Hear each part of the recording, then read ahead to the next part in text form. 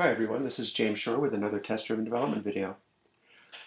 So when we were just finishing up with the last one, we had gotten in some new information. We're just really having the savings account year tell us a lot about itself.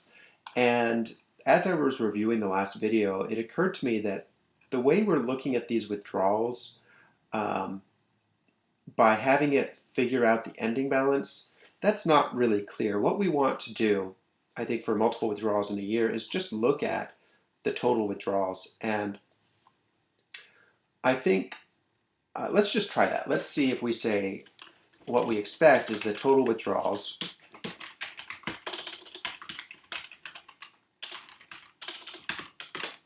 would be 3,000. Let's just write that.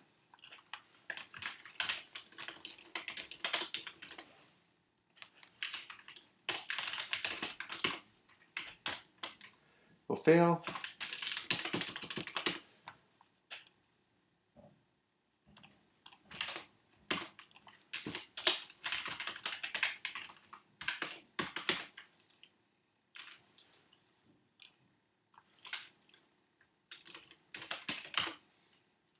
And now it should pass.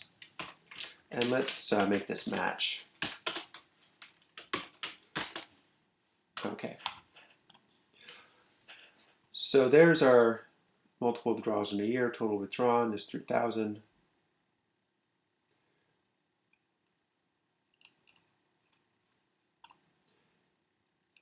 Okay. Let's not have this talk directly to the variable. That's just a little bit of cleanliness so that if I ever do change the way total withdrawn works, I'll put the code here and not have to change it everywhere else. Okay, what should we do next? Well, we've got this. Ending principal never goes below 0.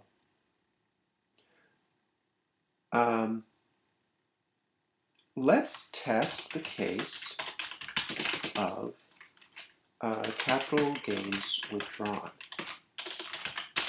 See, now we're getting close to this capital gains tax. If we can know how much of the capital gains we withdrew, then we can know how much to tax it. Then it's quite simple. So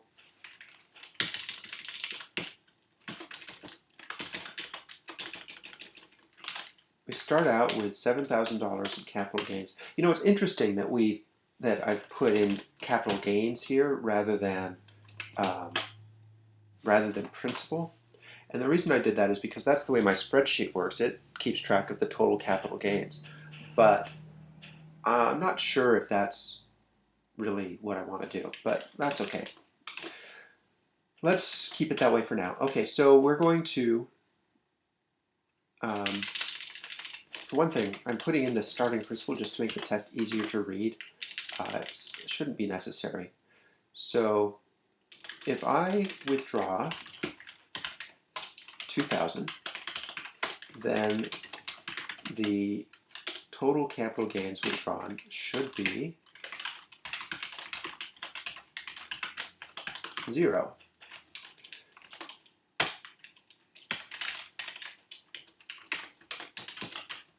It's going to pass. I just put in 0 as a placeholder to pass because that is actually the right answer. You know what? Let's not do it that way. Let's withdraw 4,000 so we can have a failing test and assert that $1,000 was the total capital gains withdrawn. And capital gains withdrawn is going to equal, it's just going to be like ending principal. It's going to be the starting principal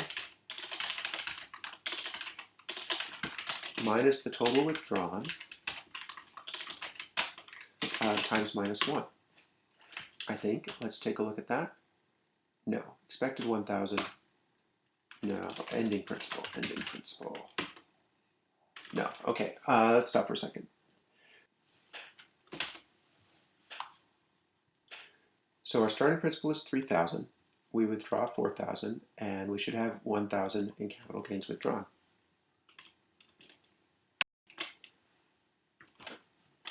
But instead, oh, what's this? but instead 7,000.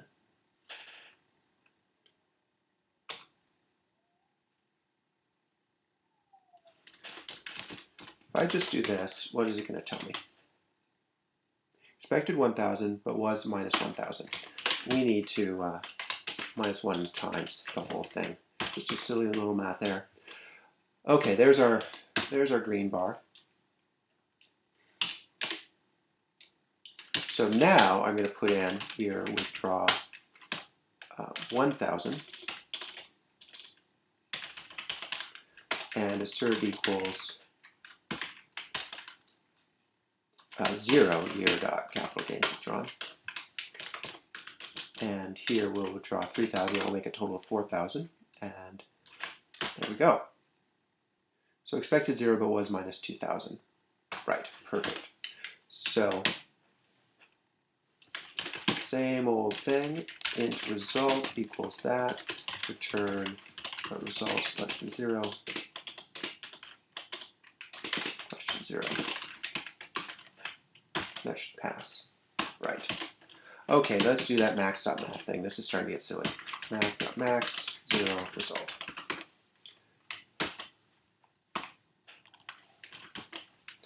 Math.max, 0, result. Yeah. Half tempted to make a little helper method.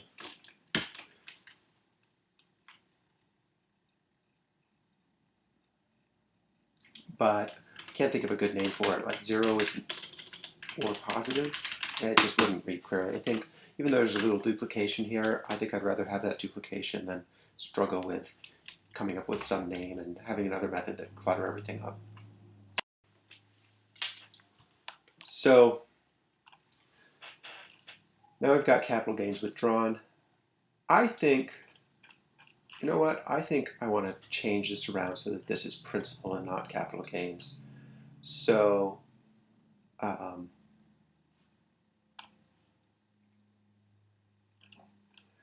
let's make this principal amount, or starting principal. And this got starting principal will equal starting principal. Capital gains is going to equal starting balance minus starting principal. And so hopefully that will cause everything to just work. But no. Oh, well, of course, I have to flip all these around. So let's just do a global search and replace 7,000 with 3,000. Yeah, okay. Just think that reads a little bit better.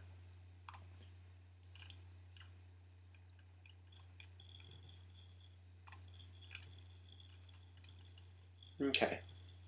Where do I want to go next with this?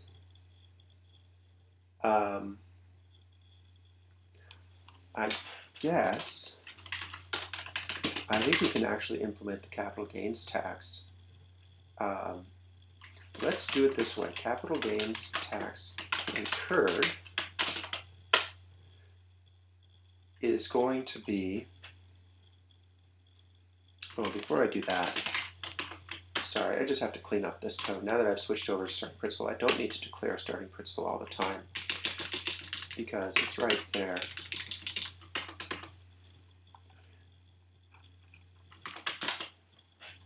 I am going to have to come back through this and look at the test a little more closely.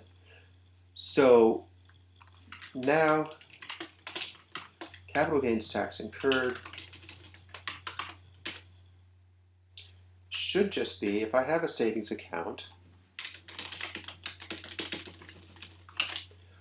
and I withdraw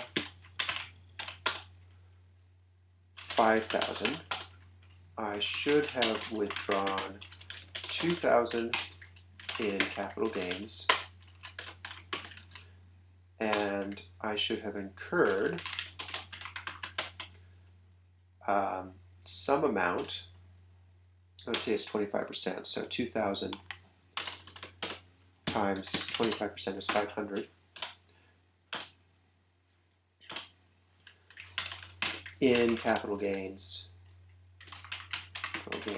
tax incurred should be, and let's pass in that that tax rate for now.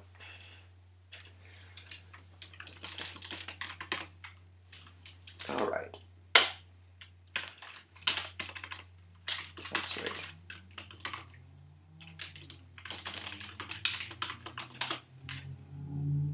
Okay, and I expect that to be 500, but was 0. This should be really easy. I should just be able to say capital gains withdrawn times tax rate divided by 100. And it works. Great. So that's what I'm talking about when I'm saying sneak up on the problem. Now,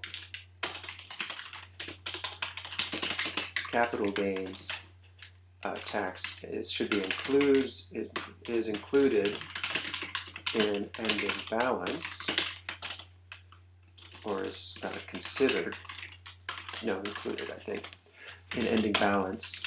Do this exact same thing again. And we should say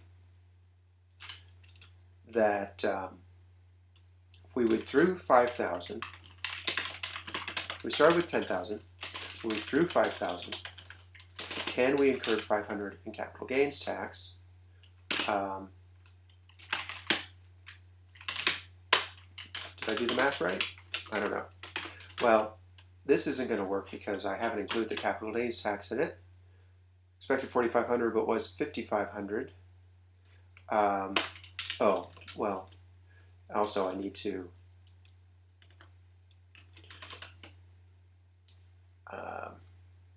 so 10,000 minus 5,000 minus 500 would be 4,500 plus the 450 in interest. So expected 4,950, but was 5,500.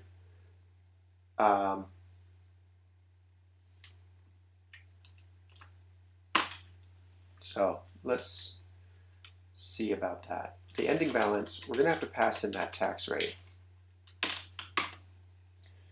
And that's going to just mess everything up. Let's see what happens. We'll go to that.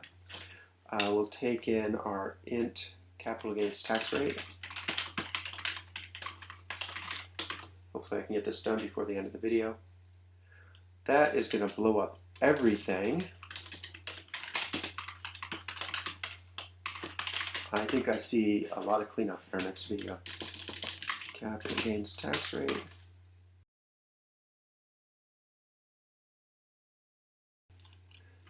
Here I am hacking again. I do that a lot. You've probably noticed. Okay, expected 4,950, but was 5,500. That's because we just passed in the value, but we haven't actually done anything with it yet. The ending balance is going to be, the modified start is going to be starting balance minus total withdrawn minus capital gains withdrawn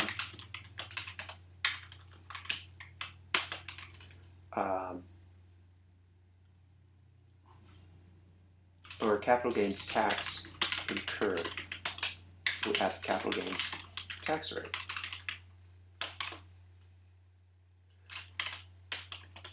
Which does raise the question,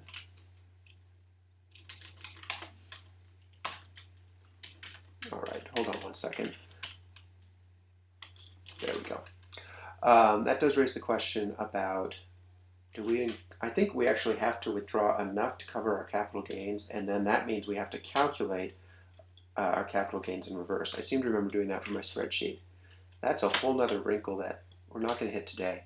Now we did cover the test that we were going to test. I'm going to just put in a little to-do here to say that